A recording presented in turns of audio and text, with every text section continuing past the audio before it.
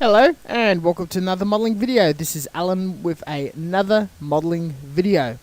Today we are building a hybrid true kit bash between the Hasbro Pop Pony from the TV show My Little Pony and the Quin-Mantha from Mobile Suit Gundam SD Kit.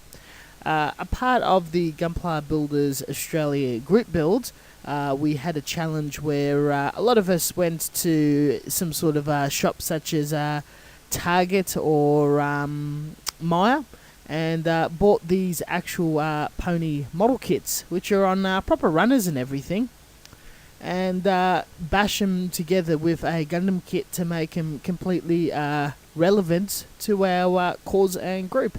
Now, my goal of this kit was to retain the anatomy and the entirety of the pony without lobbing parts off and sticking it to an existing kit, but I've also wanted to naturally attach as much of the Gundam's armor around the pony's body and really make it look like that it's an armored pony over pony bits glued to a kit.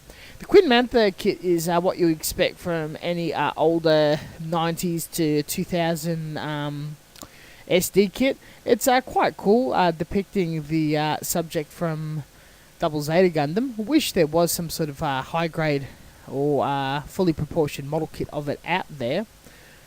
I had no problems whatsoever snapping the kit together, cleaning up any nubs and whatnot. No glue or major work has been done yet. The pony itself was interesting. It is the absolute most fanciest and interesting sprue and runner with logos and love hearts and all sorts of textures. The pony itself is pre-coloured.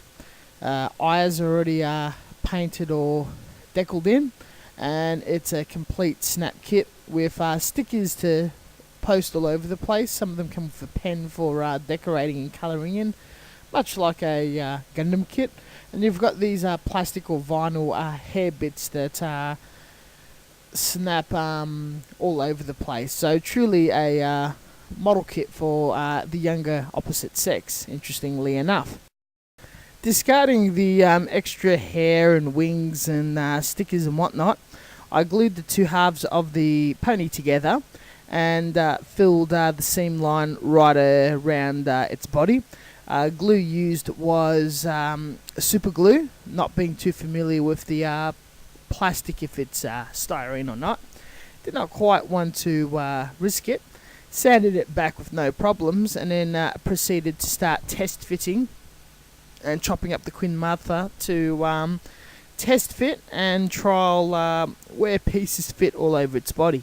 Interestingly, chopping up the back pieces, the chest and the sides of the torso, wrapped around the body quite nicely.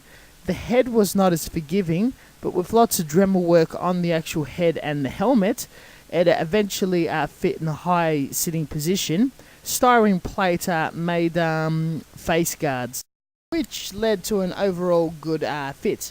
There was some sort of arm or wing binder pegs either side of the torso that just happened to fit from the body, and that's where I chose to glue or actually snap together the binders. The rear tail is some sort of funnel pod, and the top of the helmet, the bit of a V-fin, just snapped right in and was able to be all painted differently. As mentioned, test fitting in an ideal look. Each piece was cut, sanded and shaped using a saw and a Dremel for an overall look. The gluing of these pieces to the pony involved filling the empty holes with putty, so you would have maximum surface contact. Then they were super glued into place. Once everything was built, I sanded all the pieces down thoroughly with sandpaper and a sanding stick to try to get as smooth surfaces humanly possible around all the putty and glue work, and needed to choose a colour. Using the original colour, I went to the hobby shop and bought some Mr. Hobby lacquers. purple and pink. I mixed a little purple into the pink and somehow got the appropriate pinkish purple colour. There's about 1 part purple to 10 part pink. Interestingly, my local military hobby shop, Showcase Models, helped me with the colour choice, bringing the model in. All the pieces were loaded up on pegs, primed with Mr. Surfacer 500, and then painted all black for shading with Mr. Surfacer 1500 black. Slowly, I shaded from a dark purple to the pink to the base colour, and then the extra bits such as the underneath the binders, the back of the helmets, the funnel areas, the thrusters, was a red fading into orange to yellow. Just an interesting colour. The V-fin and sword was also played with gradients painting as well. The whole kit received a sludge wash of black from Tamiya Accent Line colour. Then the whole piece and the other pieces were matted using Tamiya clear matte acrylic. On top of the final coat, I used Mr. Crystal Colour Ruby Red for a bright red pearlescent sheen. The idea was to have an antagonist, overall OP, powerful, mobile armor, pony look that accompanied what I wished at the start of the video of being mostly of the pony's shape wearing Gundam armor. Near the end of the build, Ghost of Xeon was kind enough to print off some eye decals for everyone in the group build, and I helped myself to this decal sheet with the appropriate pony's eyes.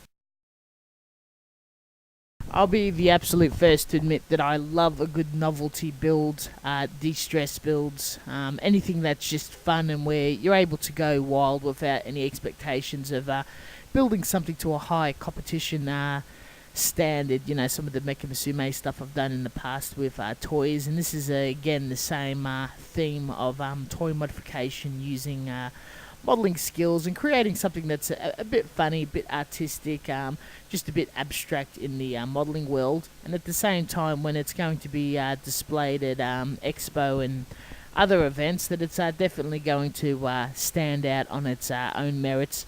The build was very fun. I was free to just use my imagination, chop up a kit and just test fit and have fun. It was absolutely great to have others in the community in the Australian modelling scene to be involved in building, following their work in progresses.